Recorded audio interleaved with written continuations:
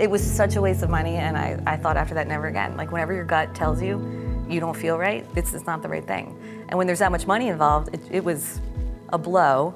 I always suggest now, if I'm getting a bad vibe, then it's a no. And if it's not a no, then it's a wait.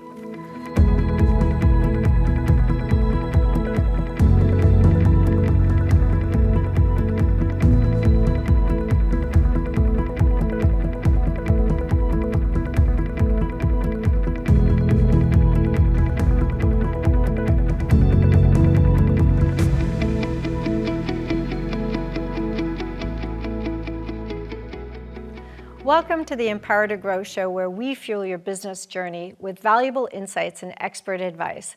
I'm Kelly Brosna, the CEO and State Director of the New Jersey Small Business Development Center Network. Today, we have a very special guest, Amy Danchise, who is the COO and founder of Inklings Baby. Amy is a true mompreneur, combining her passion for creativity and product development to create diverse, colorful, and unique baby toys. Her story from launching Inklings Baby with a Kickstarter campaign to growing it into a successful business that's featured in Target is truly inspiring. Welcome, Amy, to the Empower to Grow show. We're really excited to have you here today. Thank you so much for having me. Yeah, so tell us a little bit about your business, Inkling Babies, and maybe how you got started and what was the inspiration for your products and your books that you have. Sure.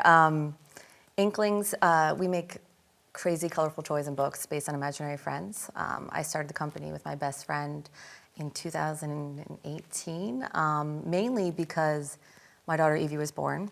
She's 7 now. And she received all of these gray bunnies and brown teddies, and we're 80s kids. We thought we can do way better than this. So that's kind of where the idea of Inklings came from. We created a Kickstarter to see if our idea worked, and it did. And here we are. Talk to us a little bit about this whole Kickstarter program, because a lot of people hear about it, they think it's a great idea. Maybe some people are a little afraid to do it. How did it work? How did you get started on it, and how did it work?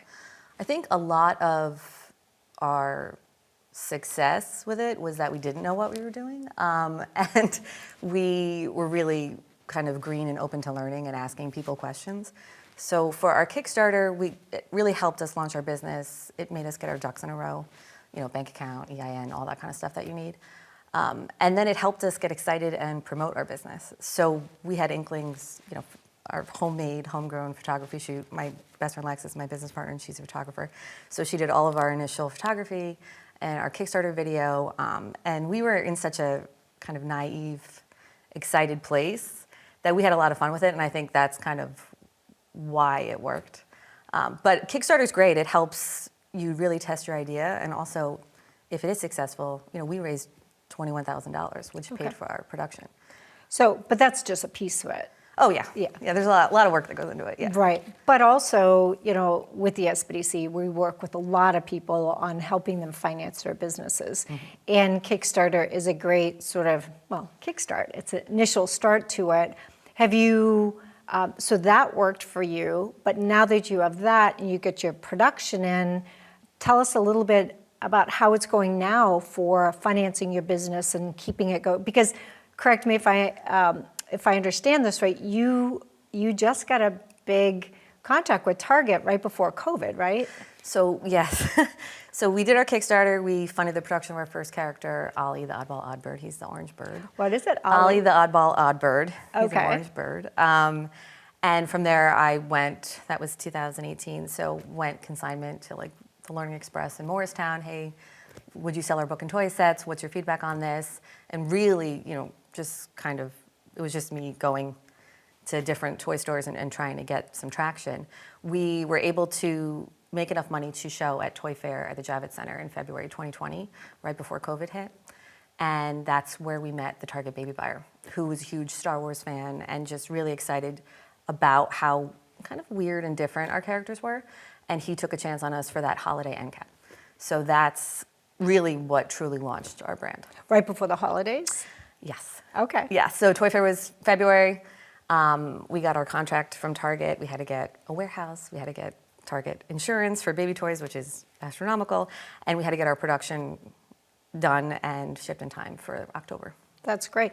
And, especially during COVID, and I hate to even bring up the C word anymore, but, a lot of businesses actually started during that period of time. So, but what we did hear is the trials and the problems that people had with supply chain. And so how did you migrate through all of that? Because obviously they took a chance on you. You still had to get a warehouse and production up and going, supply chain issues, maybe, sales, or people not physically coming in because that wasn't a thing too. How did that all work for you? It was extremely challenging. And kind of going back to the Kickstarter, we were like so naive and green that we were like, it's going to be great. And so we were like, we're going to get our container on time. We did. It was a miracle. And we're like, okay, this is awesome. We get to the store and we had 2 book and toy sets in the store, Ollie and our second character, Wabi. And Wabi's box was a little tight. So there were some boxes that were popped open and I was like, oh my God, like this is the first time you're out the gate. And just kind of dealing with that. And that's just part of the business. You have to do it. We were super fortunate that our selling was well enough that we were on an end cap the following year with our activity toys, our chimes. And that's when the supply chain really hit us the hardest, because that's after 2020 is when the container pricing went bananas. And we had a container that would cost $5,000 the first time, cost $18,000. Wow. And you just can't plan. You just couldn't plan for that. And there was no other option other than like renting a boat and going to China and getting it ourselves. We couldn't air it because that would have been way more money. And so it just is what it is. And to be honest, right now I have a container that's getting on the water for our Target holiday season. A little tight in timing, but we're going to make it. But there's talks of strikes at the port on the East Coast. And so I can't, what am I going to do? I can't worry about it. So I'm just, we'll see what happens. And talk to me a little bit about a plan B. What is your plan B? Obviously, do you miss the holidays, or do you have another, do you think ahead like that, or are you so unique that you have to get it by a certain vendor? So we try and plan accordingly, right? So I still have stock, right? I'm going to make it. I know I'm going to make it. And I know that the universe is going to help me out, and the ports are going to be fine, and everything's going to go smooth, and it's going to get to our Your warehouse. invisible friends are going to step up. 100%. Yes, you have to see. That's I'm hopelessly believing that it's going to work. But that's just the ups and downs of running a business. You never know what's going to happen. Well, let's go take a step back and talk about your characters. Sure. So you said that they're invisible friends, friends of it. So how did you create these characters, and where do they come from? Some from you, some from your partner? How did So we knew with my daughter Evie getting these gray bunnies and brown teddies, they were super boring. And that was also when the Instagram sort of gray nursery trend. Everything was beige and gray, and it was not exciting. And as an 80s baby, everything was red, colorful, primary colors, and studies have shown babies react, obviously, specifically to black, white, red, and then it goes on from color from there. So we knew that there was something missing. And there's obviously so many awesome baby toys out there, but not at that price point that were kind of that accessible price point they were doing. So Lex came up with the idea. On Friday nights, we would drink wine, and that's when we would kind of hash out our ideas. She had a ton of imaginary friends growing up. Number one was Bobby Lewis. That was her main one, but she had a bunch. And from there, we were like, what if the characters were imaginary friends?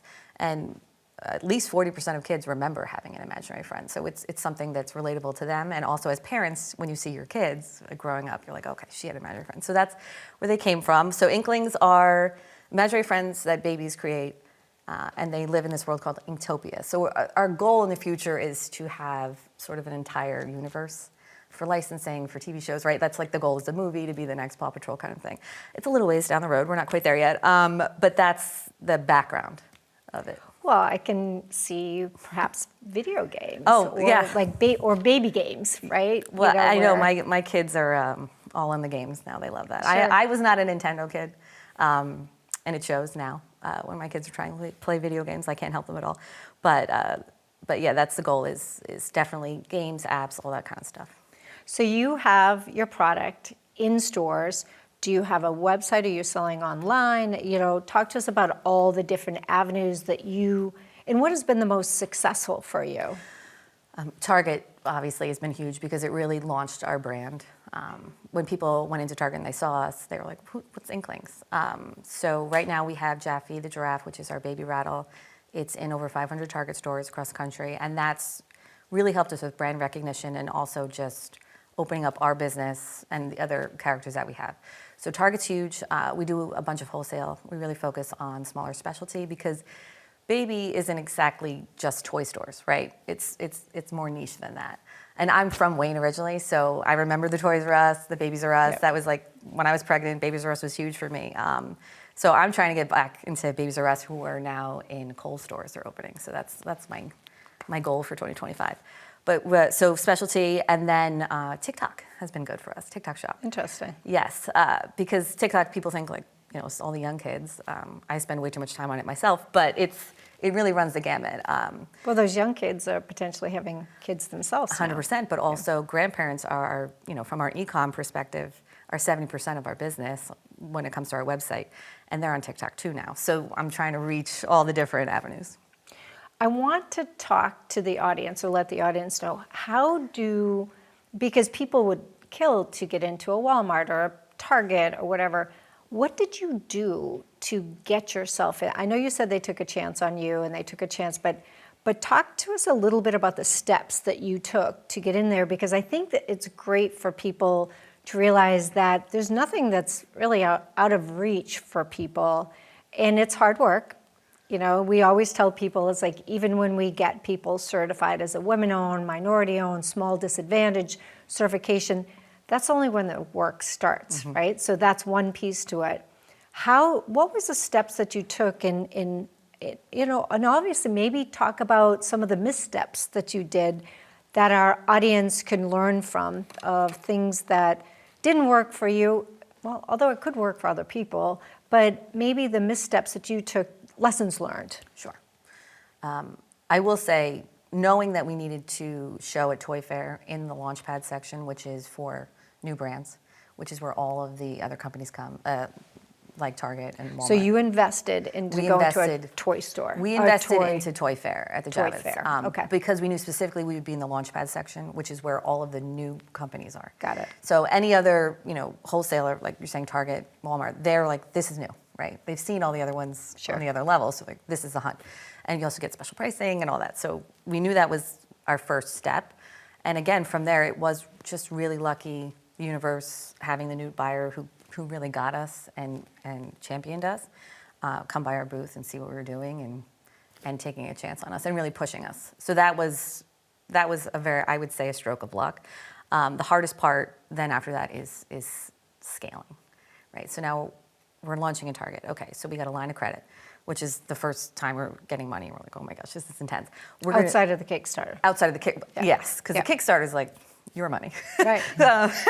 So we not, it was. That's why I always advise it if you can do a Kickstarter in the beginning for a product-based business, just because it tests the market, but also it's an easy boost of money in terms of like helping you get it off the ground. And we took that line of credit out so that we could work with a marketing firm that our sales rep for Target suggested.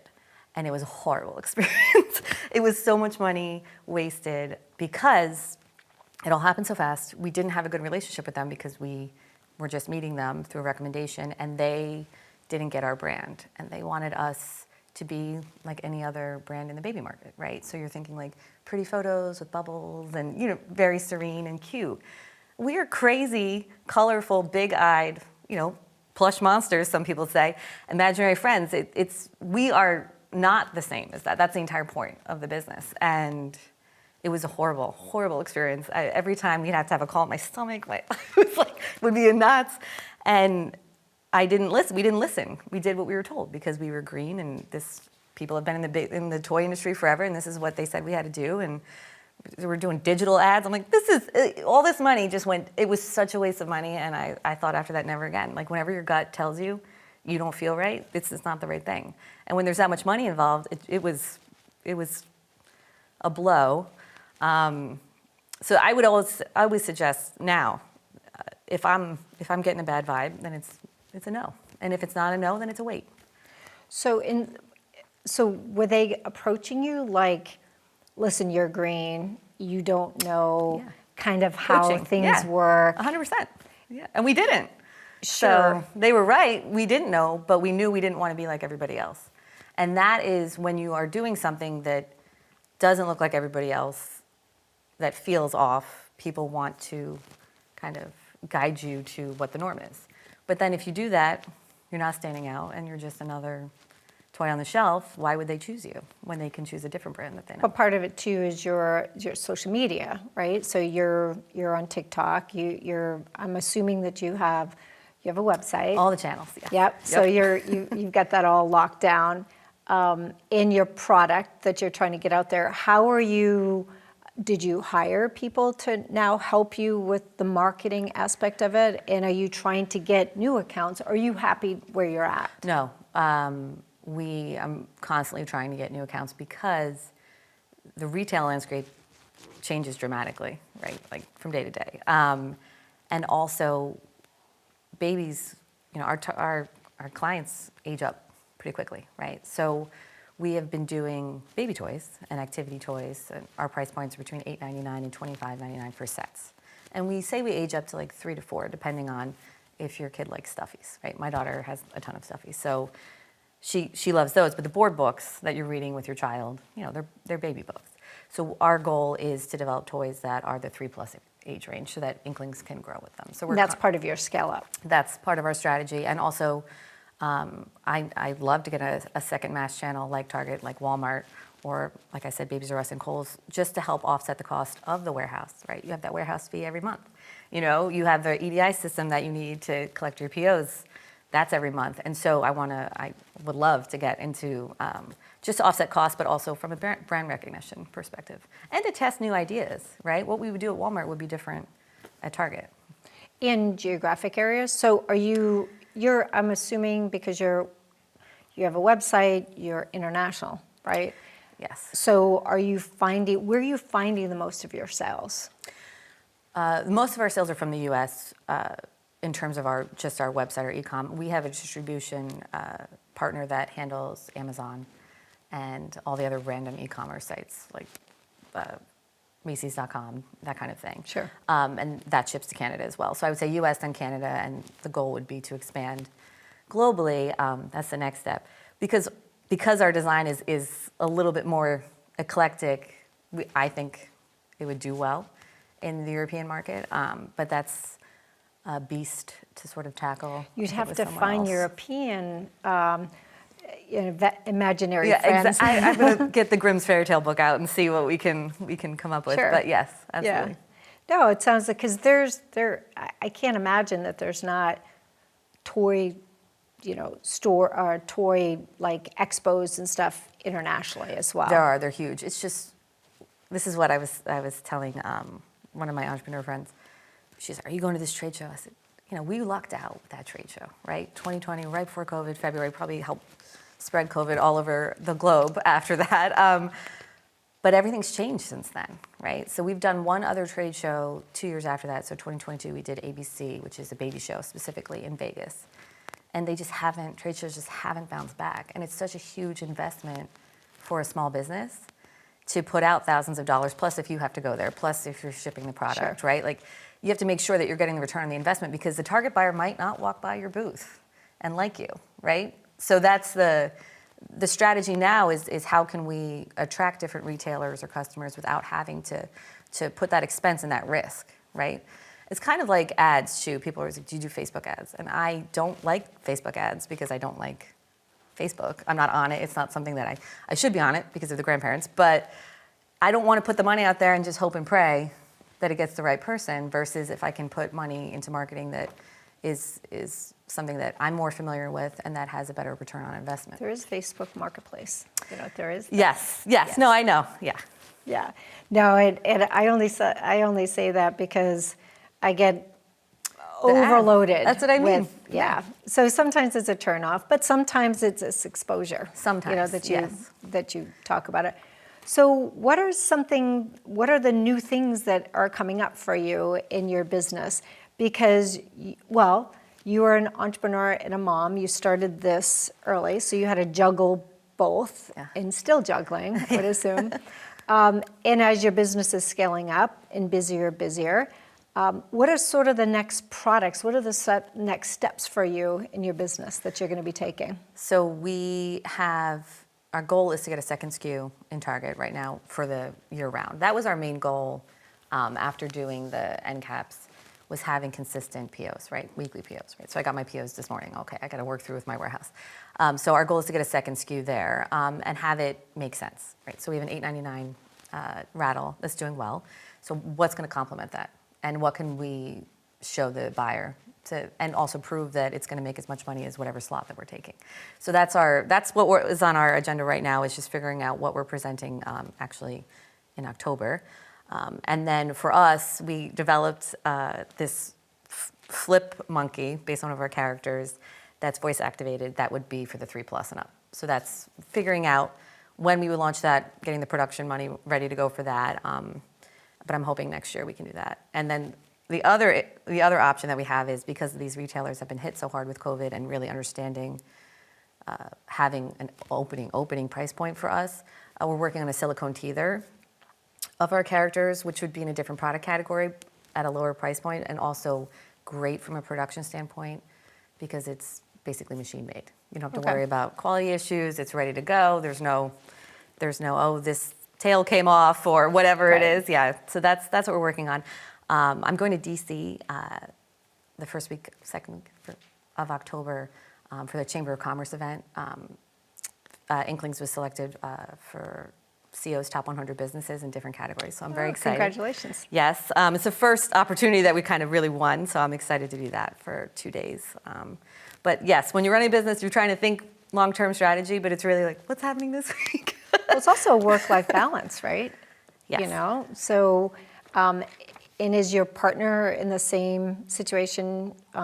She's a mom as well, and you're both in sort of a similar situation? No, so Lex is my best friend since sophomore year of high school, and Lex is part of the LGBTQ community, so she actually lives in Montclair, and she has 2 cats. So she's the super aunt to my kids. My kids are like Okay, so is there inklings for cats now too? To be honest, yes. We're working on that because last year we did Bryant Park, Winter Village for 2 weeks, and the amount of people that bought our chimes for their pets, mainly cats, I was like, there's something here. Well, I'll tell you, you should see my house. I've got 2 cats, and it's like I keep buying more and more toys from them. They don't use any of them, but I keep trying. Yes, you know, I'm like, no, 100%. I'm like, how hit. can we get into Petco and have it make sense? That's another potential. I do think that offshoot. pets is something that it doesn't matter what income level that you're at, you buy for your pets. Yes, you know? we had 2 dogs, so I understand that. I get that. No, that's excellent. So I got to ask, is there a friendly competition between your imaginary friends and Lex's imaginary friends? No. No? Lex is she has that very creative brain. She writes all of our infant novels, so she writes the stories. And she came up with Inktopia. She's actually working on a board game right now that she literally made in her apartment, kind of like a mix of Candyland and charades, I would say. Anyway, so she made the mock-up of the board game. My kids are 7 and 5, so we're Friday night she comes over for every Friday night and we're playing. My kids are loving it. They're loving the game. So we're thinking of doing a Kickstarter for that because Kickstarter is huge for games, and also just because it would be kind of a fun way to launch it. Sure. So that's her project that she's working on. But my background is in product development, mainly for handbags. That's what I did prior to this. So it's much more operations, right? Working with the factory, working with the logistics, and then sales outreach. Well, it sounds like your business is nice and diverse because you have lots of different products. So if one doesn't do as well, you have the others to sort of support. Yes. What advice would you give entrepreneurs out there similar to that? Diversify is really important, multiple options for clientele. I mean, what is the biggest thing that you think would be a great recommendation for an entrepreneur so you're retail, right? Mm-hmm. So it is, you're not like a service industry, you're a retail industry. So what would be the best advice that you would give an entrepreneur? I think there's a few things, but The first would be, it's pretty obvious what your top sellers are, obviously based on sales, right? So we have 6 characters. Our top seller is our first character, Ollie, and our last launch character, Jaffe the giraffe, right? And in between, it's kind of ups and downs. Who would have known, right? So the market tells you what that is, and then it obviously tells you what you need to expand upon. So you can get emotionally attached to things, and which things were, which a certain character did better than the others, but the numbers don't lie. The second thing I would say is I went to a licensing expo in May with Women in Toy, and I was going to be walking around. I didn't want to carry a bunch of samples, so I bought a really cheap tote bag, and I glued all of our old samples that I couldn't sell to the front of the tote bag. It looks ridiculous. And I just carried it around because when people ask what's Inklings, I could just show them. And I met with a Walmart bar through Women in Toy, and she said, "You need to make this tote." So I thought, "Are you crazy?" So I said, "Are you seriously?" She's like, "It could be a tote, it could be a diaper bag." She's like, "This is something." I was like, "Okay." So went to the factory. I'm like, "Let's get this mock-up going. I need a sample of it," which blew my brain because that's what I used to do prior. I worked at Coach making handbags. So the fact that these two worlds could potentially collide, you never know. My husband was laughing at me so hard. He's like, "That is the ugliest thing ever." Literally hot glue. But you just don't know what the idea is, and also listening to that. So when I'm walking the show, she was right. So many people were like, "Where'd you get that?" And I was like, "I made it." Like, there's something to that, right? I would have never thought. So I guess your bag could actually be a toy too. Well, it's just when people tell you things, you should listen, and that goes for good reviews and bad reviews, right? I was just talking to one of my other business friends, and she's like, "I got a bad review." I'm like, and it's like a dagger in the heart, but you have to realize it's just something that you can learn from. You need to understand it's not personal. So either you made a mistake, or they really didn't like it, or whatever happened, and how can you fix it? And try to avoid those in the future. But that's there's always something to learn, I think, from any sort of feedback. That's awesome. And just to go back, you have your stuffed animals, but you also have your books. Mm-hmm. The books, are they educational, or is there a theme to it? Is there a message that you're trying to get across? So each of our board books feature a baby of a different race, gender, or family dynamic. The first book is Evie and Ollie, named after our daughter, and my friend Lex writes all of the books to ensure that we're kind of making sure everyone feels accepted. So one of our books, Gus and Sophia's at the beach with her 2 dads, and it just shows 2 little dad legs. And our board books are super graphic, simple. They start out black and white, and then as the inkling appears, the baby imagines their inklings, that's when the color comes in. And then they go on a crazy imaginary adventure at the end. So Sophia and Gus are at the beach. At the end, Gus and Sophia are in an underwater submarine, and it's crazy colors and all that. So we really make sure that all people are accepted. Lex, like I said, is part of the LGBTQ community, so it's important to us that there's representation.